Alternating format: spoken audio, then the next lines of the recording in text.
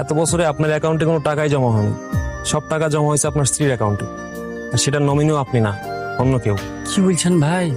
ভাবি কি সবকিছু বাপের বাড়ি পাঠিয়ে দিল নাকি? এই হচ্ছে একটা মেয়েদের সমস্যা, সুযোগ পাইলেই খালি বাপের বাড়িতে পাঠিয়ে দেয়।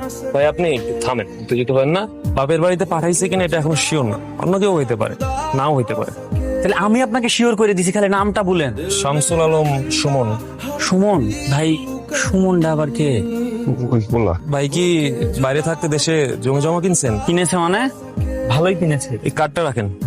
মজিদ সাহেব, আমাদের ব্যাংকের জমি জমা রিলেটেড সবকিছু উনিই দেখেন। আমার কথা বললেন, জমির সব ডিটেলস বের করে দিবি। টাকা পয়সা নিয়ে এসেছিলা, ওই টাকা পয়সার বাসাতে রাখার দরকার নাই। বুঝতে তো পারছো সিচুয়েশন। খুব যদি সমস্যা মনে করো তাহলে আমার অ্যাকাউন্টে রাখো, আমি কার্ড দিয়ে দিব তোমাকে। ভাইডি, আমার এত কষ্টে জমানো টাকা, উত্তর মতো জঞ্জালে ঘুমাইছি, দুপুরবেলা ঠিক মতো খেতে পারিনি, ঈদ পালন করতে পারিনি, হাত দুটো দেখ